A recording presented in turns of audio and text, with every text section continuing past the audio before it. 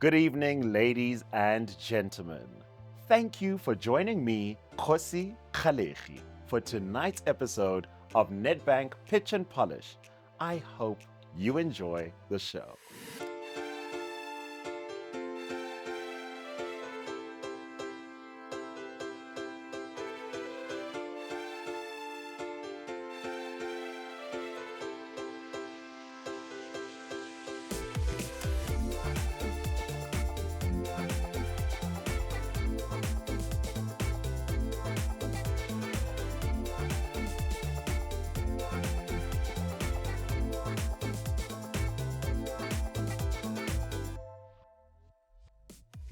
Well, we've officially reached the halfway point of the second round, and we have yet another elimination tonight.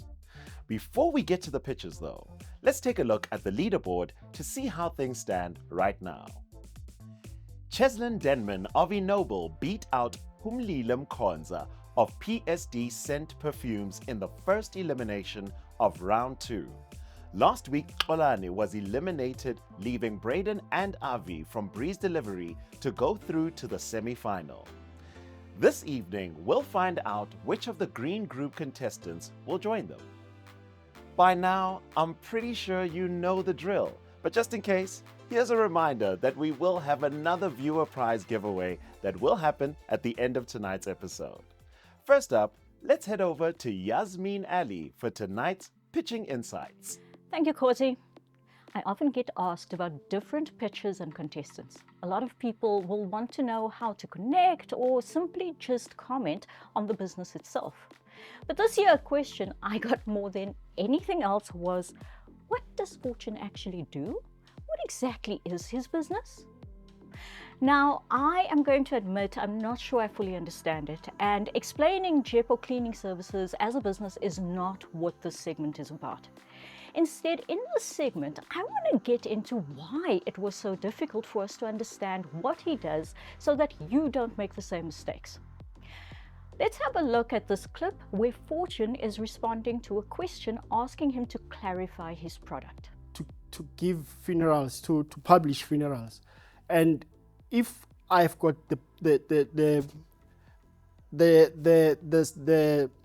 I dare say that this answer left me and the judges a little more confused, and Alon even comments that he thought he understood. So why was it so difficult to follow him? Well, the first reason is that this is a product that is a first of its kind. When you're inventing something new, you want to be able to give your audience an analogy. What's it similar to? The second reason we had trouble understanding is that there are a lot of moving parts. This comes down to the business model, and you want to keep your business model as simple as possible. Simple models are not only easier to explain, but easier to sell, easier to manage, and easier to scale. The third reason was that he couldn't explain clearly how he makes money. When we understand the monetization model of a business, we can generally follow the logic of the business, at least to some extent. The mistake he made was thinking that complicated is impressive. It is in fact quite the opposite. Simple is your best friend in a pitch. Back to you, Khosi. Thanks, Yaz. And heading into the pitching arena from Gauteng, let's welcome Sibongiseni from Zina Care. Good luck in there. Hi there. Hi, Alon. How are you doing? Well, thanks. How are you doing? Good, good. You know today's 2 minutes in the pitch, Yes, and you've applied all the feedback from the last pitch. definitely. Great. Are you ready? Yes, I am. 5, 4, 3, 2, 1. Pitch and polish. Good day, judges. My name is Sibongiseni Mngadi. I am the founder and CEO of Zina Care. Zina Care creates and sells at-home lab-based health tests. Inside these test kit boxes, we put the sample collection materials and the self-collection instructional guides that are relevant to the test kits that a customer would have ordered. In your possession right now, you've got the test kit materials of a herpes test kit, which consists of a blood collection tube, a specimen bag, a lab form, and a return courier bag. These test kits retail on our online store between 200 and 1200 per lot. The average gross profit margin of each of these products is 79%. These products are ordered online for direct delivery to your home or workplace. Once a customer has self-collected, the test kit boxes are couriered to a laboratory partner that is closest to the customer's address. In terms of competition, we do have competition in South Africa. In Cape Town, there's Avero Health and Control. They do rapid test kits. The main differentiator between ourselves and Avero and Control is that any positive result that comes from a rapid test kit needs to be confirmed by a lab test, such as a test done by Zina Care. In terms of use of funds, what we would do with 650,000 is it would go towards launching an additional 18 tests, which would unlock 2 million rands in annual recurring revenues, as well as we would have the balance of the 75% would go towards marketing activities to drive customer acquisition, such as getting a dedicated salesperson on board and investing in impactful online advertising such as AdWords, as well as that's it, judges. Thank you. Thank you. All right, let's go to questions. Monique? Hi, and welcome back. Thank you. I'm glad that you've refined your pitch and that you've mentioned that you do have competitors, because I think the last time around you said you didn't. So it's great that you've pulled that through. What are the barriers to entry in this market? What's going to keep you unique if we have a lab that creates these tests that you can buy online? So I know they sell by major retailers online or e-commerce stores online. What's going to keep you ahead of the curve? So in terms of differentiator. So in terms of staying unique, it's all about the laboratory networks that we create. What makes us valuable is that if you take a Zina Care test, we can send it to any laboratory partner, for example, an AMPAT anywhere in the country, and they're all over the place. So the sooner we work with the AMPATs and the Lancets and so on, that creates a strong barrier to entry for competitors. And when we speak about wanting a dedicated salesperson, this is what we have realized. For example, there are 400 AMPATs in Gauteng. We've only worked with 5 depots, and we rely on them a lot to push our products to customers. So in short, that's our plans for creating a strong barrier to entry for competitors. So can I just jump on that answer? What do you mean rely on them a lot to push our product to customers? So we've been very focused on R&D, and a lot of our growth has been organic without much of a marketing budget. So when a person uses us, what we've learned is typically their doctor will tell them to go and do a lab test. Then they'll call a lab and ask which lab could they go to. They're trying to find out. The depots that we have a strong relationship with will always say, well, you can come, and they'll give the address, and then they'll add, by the way, Zina Care also has this test for if you go onto their websites. And this is what we mean when we say we've left a lot of money on the table by not creating relationships with more depots. What stops your competitors from doing that, though? Or somebody new to market setting up a relationship with these laboratories? At the moment, nothing really stops them. There's just a lot of work to do in research and development, hence we've spent the past 48 months really focusing on that, and they'll have a lot of compliance work to get through as well, but nothing stops them. One more, please. Go for it. So the research and development is on the actual tests that are being run, that you said. Where's the research and development? The research and development is sitting down with the PATs, the pathologists in the lab, and figuring out what tests on their menu can be done from home, and then us going to figure out what sample collection materials are needed for those tests, and then we package them and create a test. That's the research and development. But your competitor could now go and see that, buy it from you, and say that's what you need. You do all the R&D, you get a first to market advantage, but they can copy you immediately. Yeah, they could create a competitor product, but there are small but very important things that will still keep us ahead. We've been working with our laboratory partners for it's year 5 now. So as we get higher volumes, our prices drop. They would start at the top, which is quite difficult. Mind you, this wouldn't be possible if we don't get those price discounts. And the reason why we got those price discounts are the volumes that we were able to achieve 5 years ago and have been achieving since then. Speaking about volumes, what volumes are you doing? How many test kits are going out a month right now? On average, we're doing 200 test kits a month, which brings us roughly 180,000 rands in revenues. Okay. Lisa? Yes, thanks, Sibongiseni. Nice to see you again. I must say I don't know whether you're nervous today, but you seem less energetic about your business, so maybe just to encourage you.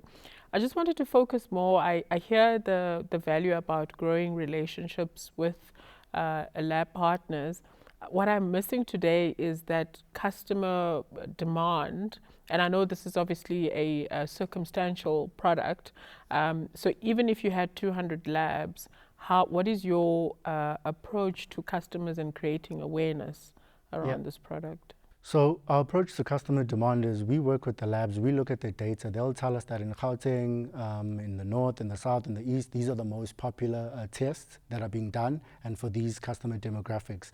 And that guides our decision making in what tests to create. So we try to create tests that already have a demand.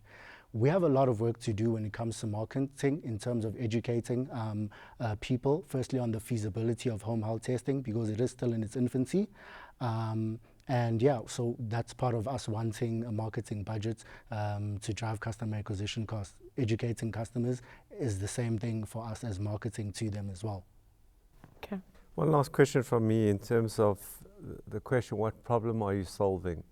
Is it just a convenience problem? Is it I don't want people to see that I'm getting the test? What problem are you solving? Initially, we set out to solve the problem of access. We wanted to give people more convenient access to essential testing services.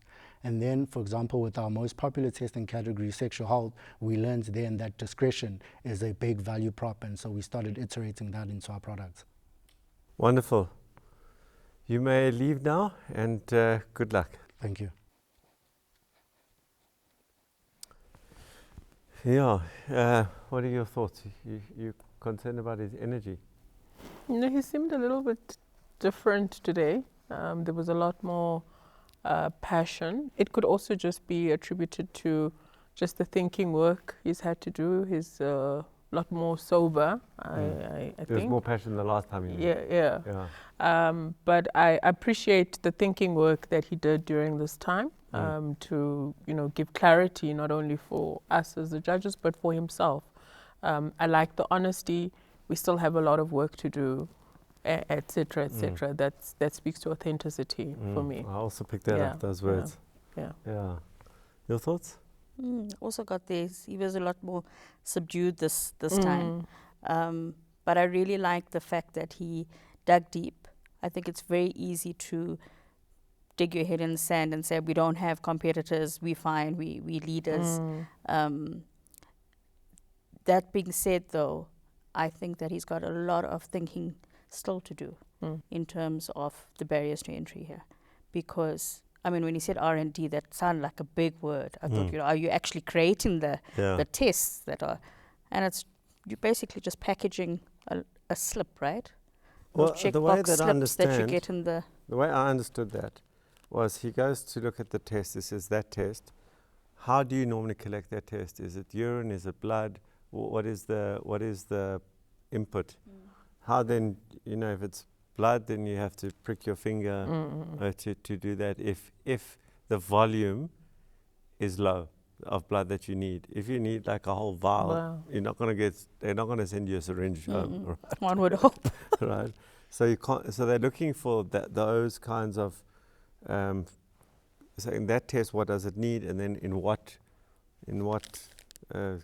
container do you put it in? How long will it last in room temperature? Those kinds of things, I think, is what they're doing per test. That's what I think R&D is. And then they're assembling. To your point, they're still assembling it. You're assembling predetermined, like preset items. It's a prick or it's a little vial. But he did say 200 kits, and I wonder if that's 200 different tests. That kind of model. No, I didn't read that. I thought it was units because I asked about volumes. Okay, volumes. Units, yeah. Okay. I think it does 7 or 10. I said unlocked new test, but maybe I missed that number.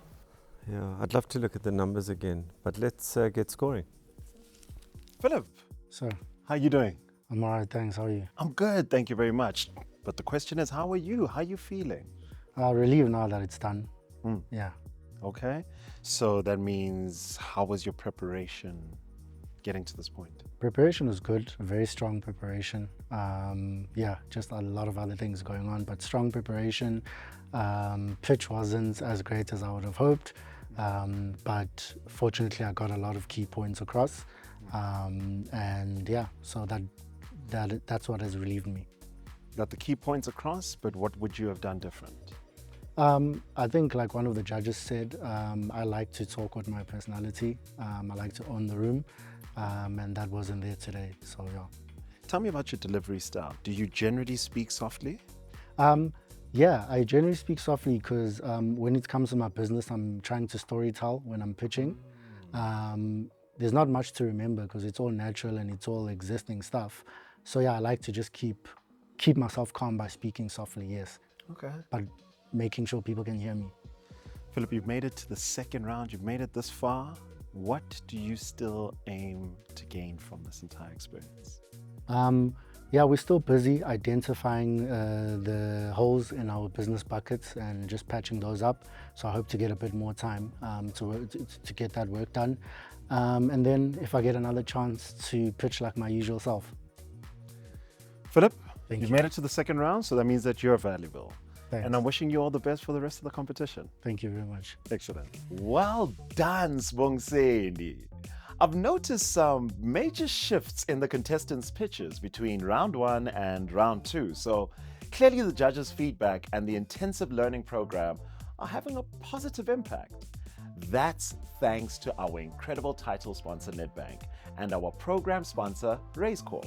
And a shout out to the Business Exchange, who's this year's venue sponsor. Now, how will the next pitch stack up? Let's find out.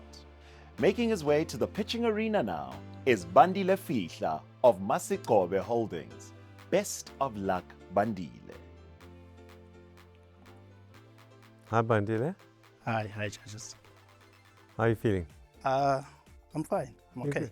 Good, good. You know there's 2 minutes this time? Of course, yes. Okay, great. Bandile, 5, 4, 3, 2, 1, pitch and polish. Have you ever wake up in the middle of the night and your baby is crying extremely, and you start to get worried and become devastated, and you really need something that can help your baby with immediate effect? Judges, I'm here to talk about an amazing product that can help you to resolve that problem within 24 to 48 hours. Greetings, judges. My name is Bandile Fihla. I am the founder of the company called Masigcobe Holdings. I'm having a degree in health promotion that acquired me at least 8 years of experience working for the public healthcare clinics.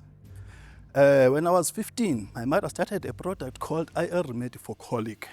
She used to sell this informally using nip bottles, which is the recycled brand bottles. 2 years ago, I realized that I need to improve and make this business formally. To me, the compliance was important. I started to take this product for testing to SAPS and BioLab. Currently, we are hitting our target market because we are listed with SPAR, SuperSPAR, and we supply Link Pharmacy, we supply Alpha Pharmacy as well. This is this product is very, very unique, judges, because it is made up of a very special plant called Zina. We are here today asking for the funding to improve our company, to improve our company by buying a machine that is going to help us to manufacture or to improve our manufacturing by at least 1,300 bottles per hour, whereas we are doing 500 in 2 days. And also we want a bucket that is going to help us to deliver the product throughout the country. And of course, we also want to take this product to SAPRA for the registration of safety, ISO 10. Finish your sentence. We also want to take the product to SAPRA for the registration of health and safety, ISO 45001. I thank you. Thank you. All right. Manlisa, your thoughts, the questions. Welcome back, Bandile. pleasure. Thanks for the added pointers to your pitch using the feedback. I see you've extended the use of the funding compared to the last time. Last time you spoke largely about the compliance. I just want to maybe dig deeper into what informed your change in the use and of the price.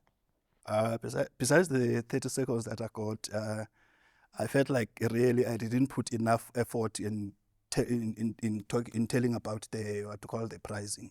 So I wanted to tell more about the pricing today. Okay. What I'm going to do, which is my ask. Okay. Okay. So the funding, sorry, just help. The funding is going to help in so far as improving the pricing model of your product. Oh, basically what is going to help me with is going to help me by buying the machine. We call it a filling machine. This machine is going to fill up the bottles, label the bottles, and also seal the bottles. It takes at least 1 hour to do that job of to produce at least 1,300 bottles. And currently, how long does it take you now? Currently, we are doing 500 in 2 days. Okay, so you want to improve supply. Right? Yes, we want to improve the demand. What called the supply for the demand.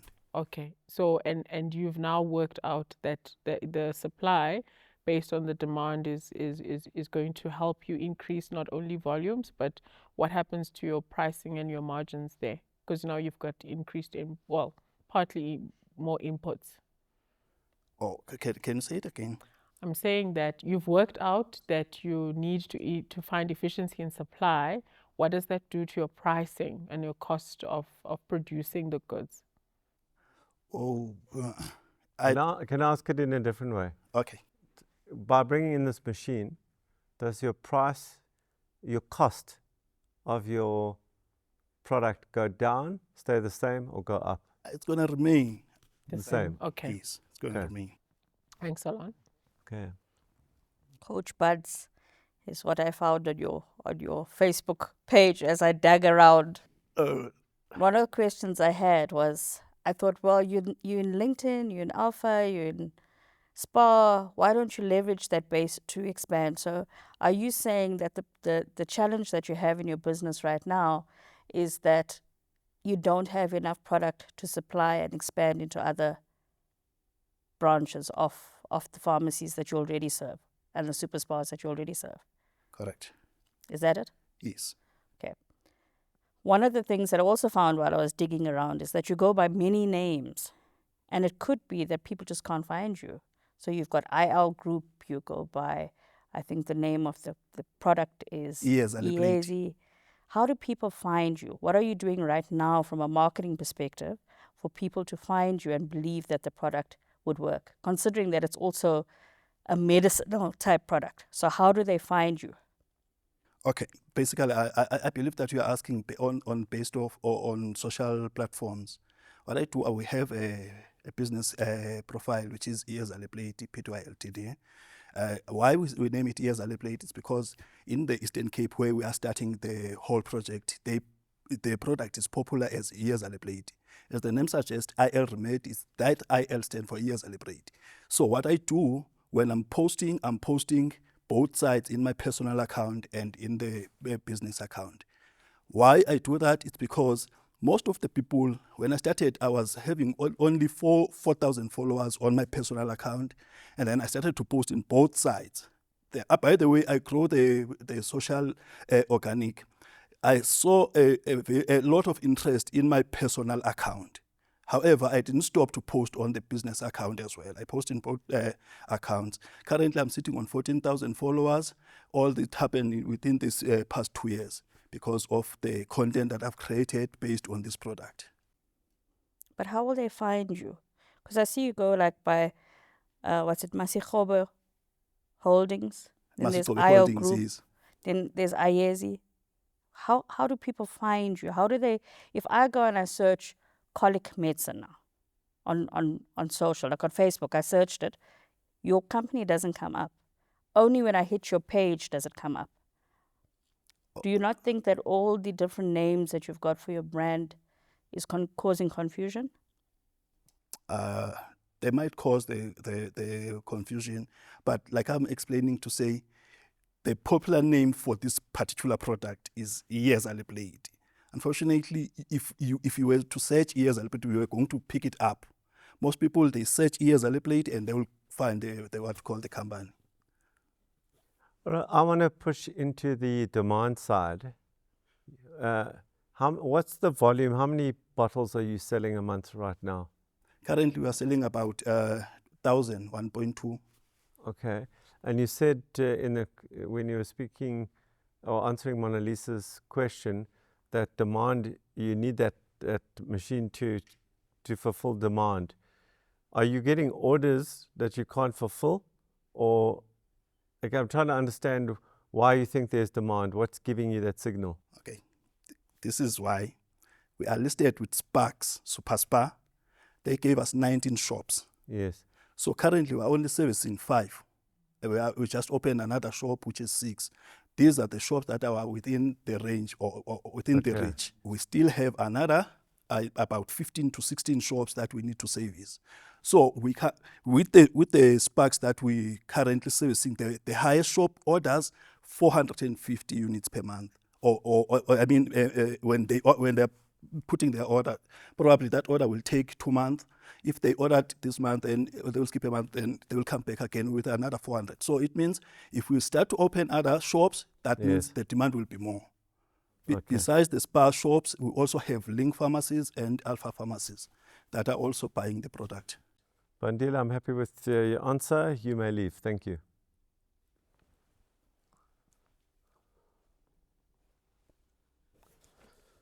Right, so what did you think? He was definitely a lot more nervous today.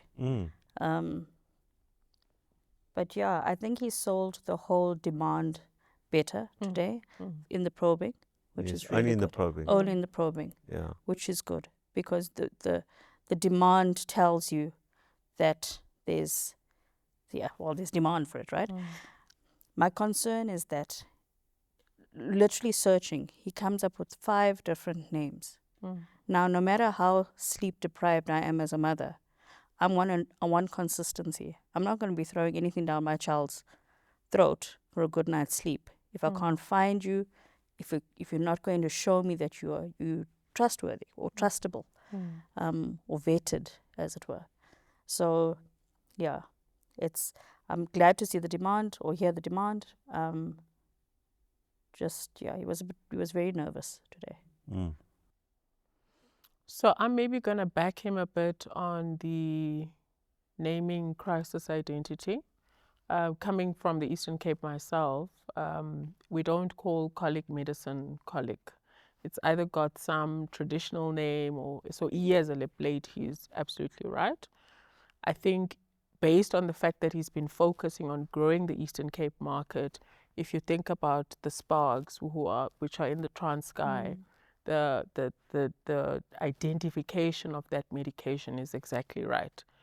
That now that he's grown it within the social media is what creates confusion outside of the mass market that he's targeting.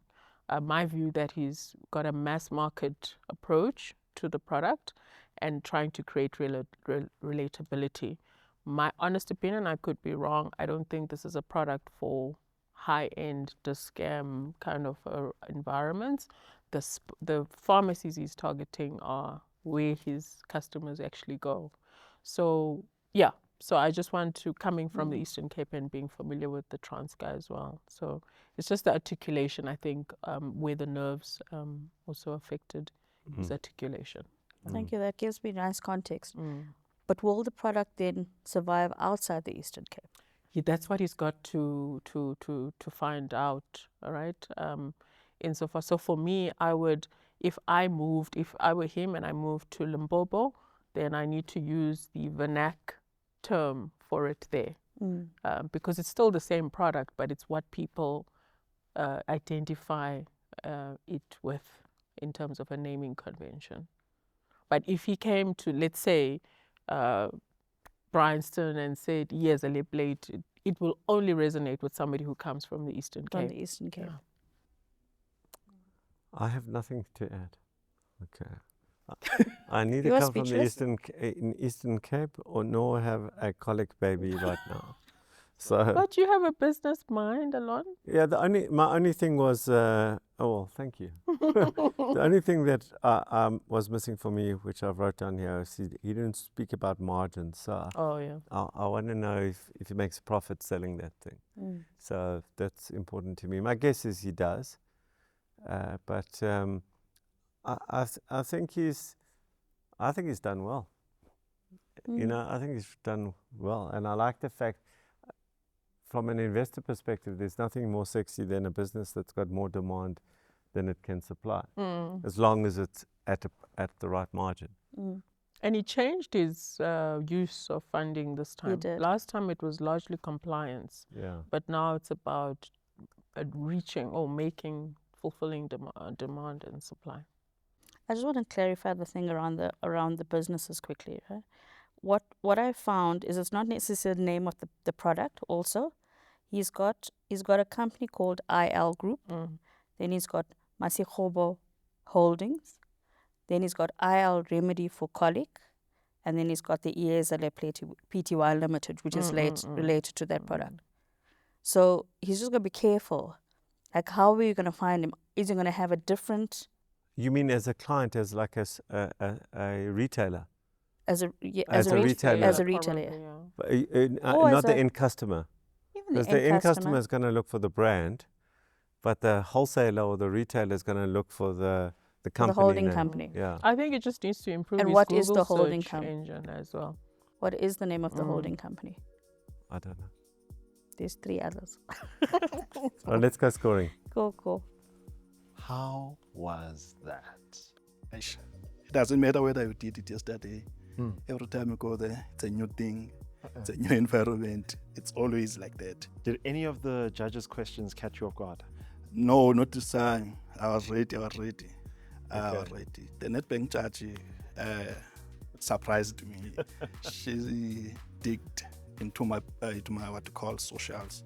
These people are searching and they're researching with whatever that you are doing. Yeah. So yeah. I mean, Monique was talking about you not being able to be found on social media. So do you feel like if you are found on social media, you'll be able to reach more retailers? I think I need to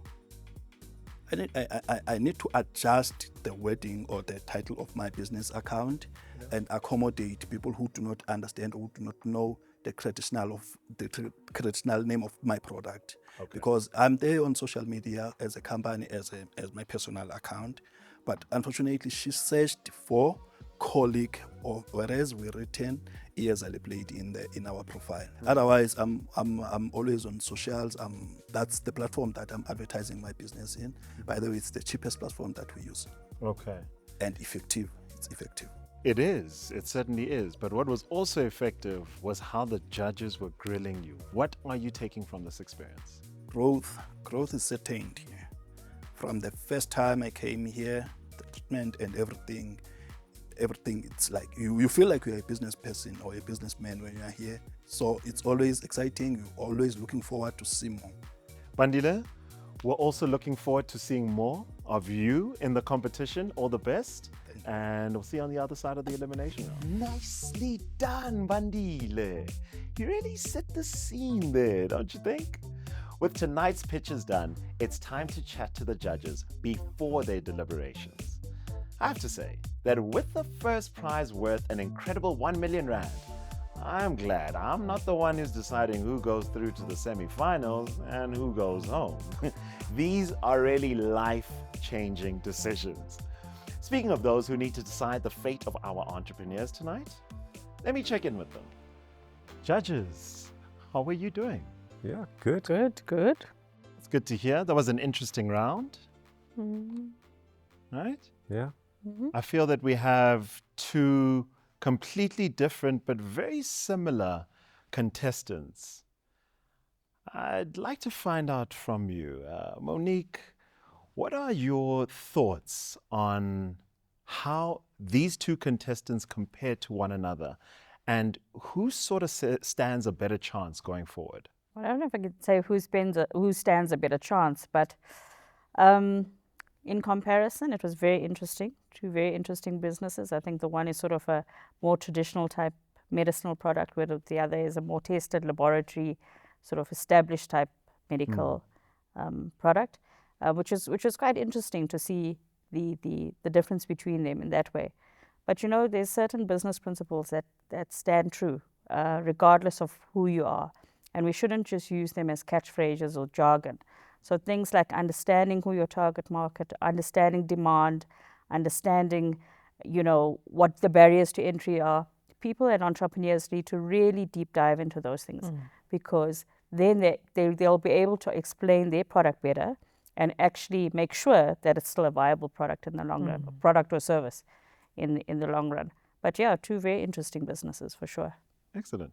Alon, we're looking at Sibongiseni, or Philip. His business grew substantially during the pandemic. He revealed this in the first round. Coming into the second round, what was different about his pitch? Did he bring in more analysis? Did he bring in more statistical data? Or was he just refining a pitch that is already in existence and he's just delivering it in a brand new way? I think what stood out for me was that he took on board the previous feedback. I think he listened. But what stood out for me more was that his vuma wasn't there. He had lost some. Mona Lisa used a wonderful word, his zeal. His zeal, Well, yeah. And so Mona Lisa asked the question, I wonder if he's feeling sick. Yeah. Because he lacked the energy. Yeah. Which translates somewhat into confidence. And would you feel that because he lacked that energy, a lot of his points weren't coming across as they should? So it's interesting. I mean, it depends on what direction you want to take about how he showed up today. Obviously, taking feedback requires you to dig deeper into your business and what it actually is and how it can grow.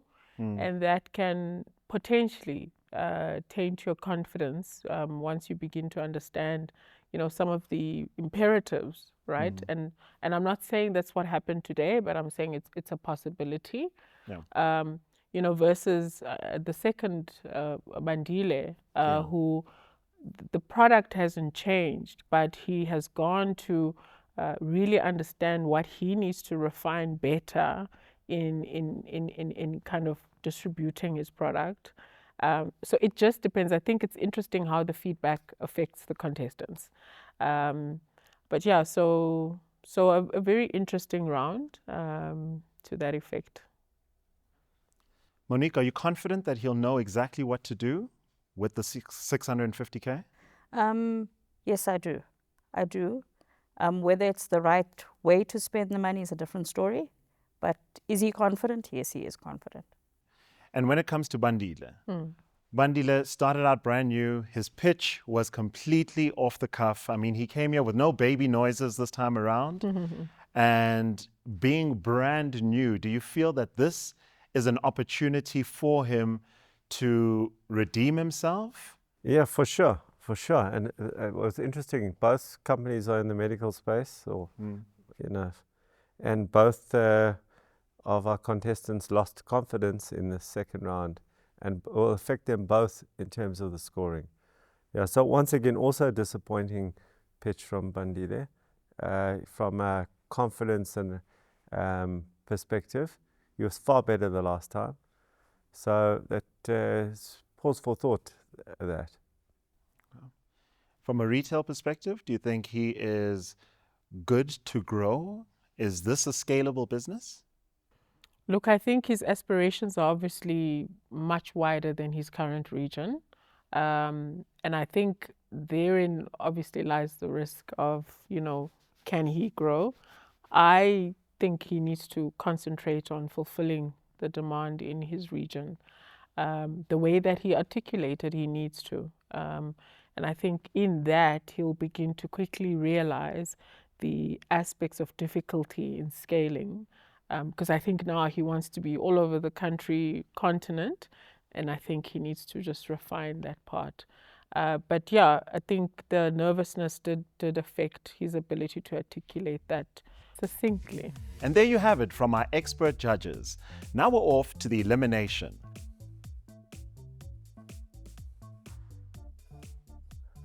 Good day, gentlemen. This is the worst part of the pitch and polish competition is the time for elimination, where one of you is going to go home.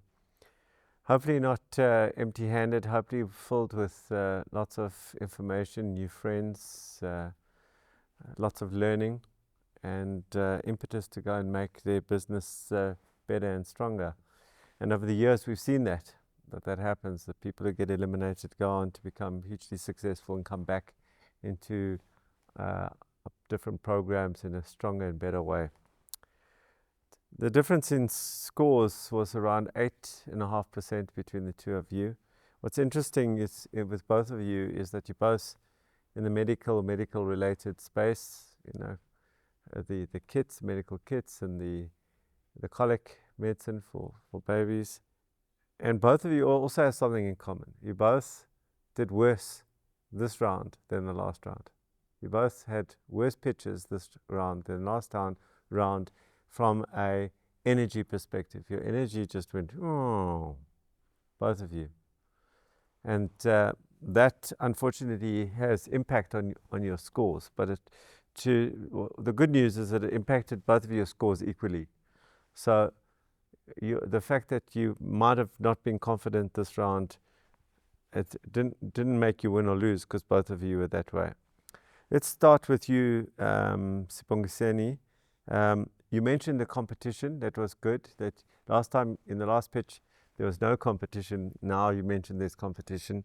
On the negative side, a tip is never to mention the names of your competition, and don't speak exactly what we do against this one is. Just say generally, just generically speaking, we are better than our competition because of X, Y, and Z.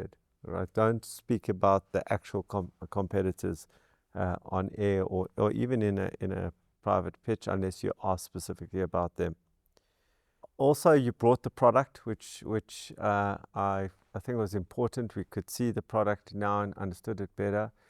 And what was important for us is that I think we all understood a lot more about what you did. The R&D space, when you spoke about the R&D, I think we're starting to get that. So you need to emphasize what that meant. After you left, we were saying, what does that mean exactly about the R&D? You need to take us through. What's in your mind is not necessarily in our minds. Okay. Your financials.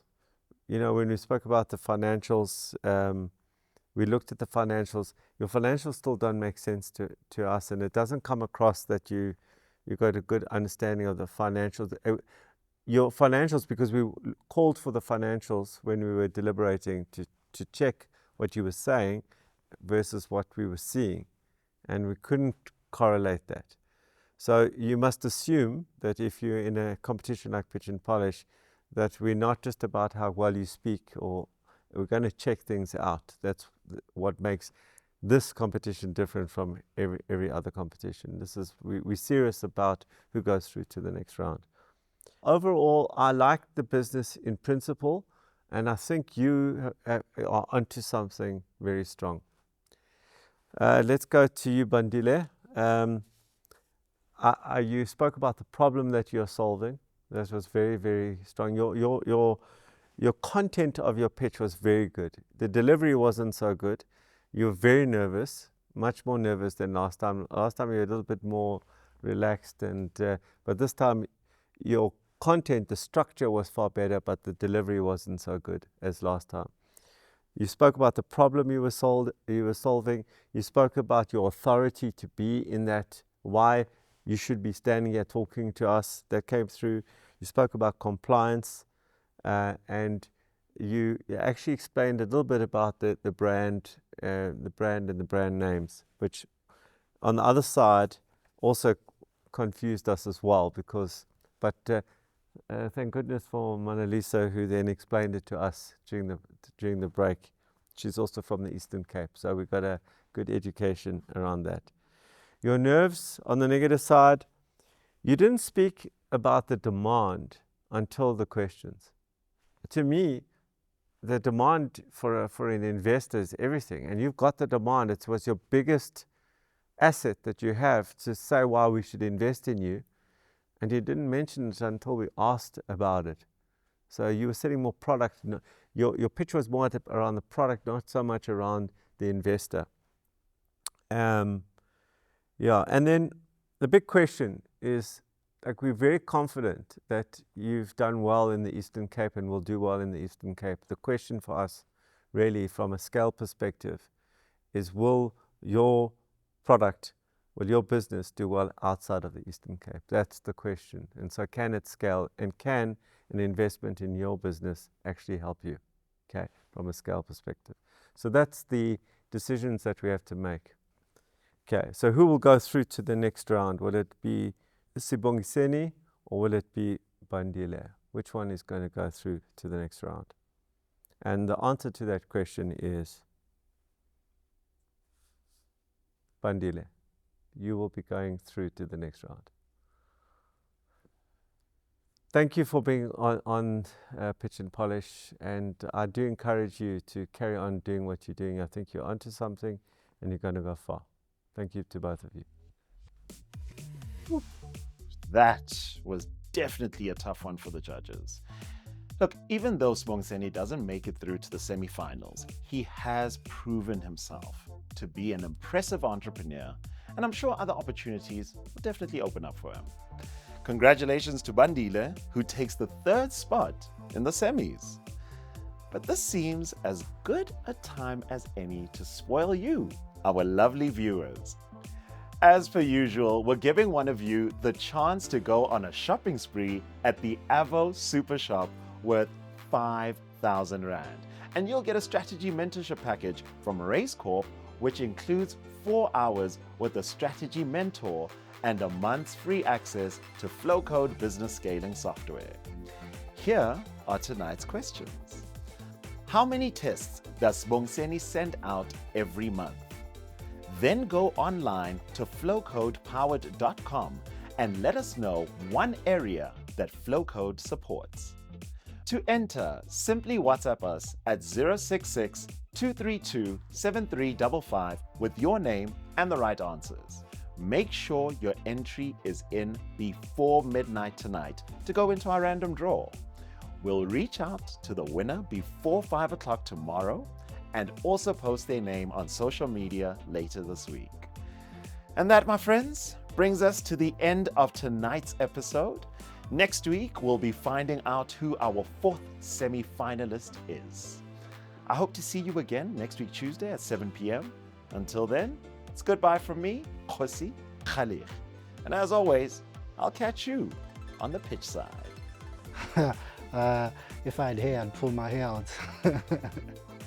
Yeah, so I'm out of the competition. A bit disappointing, yeah, but I've taken the feedback on board.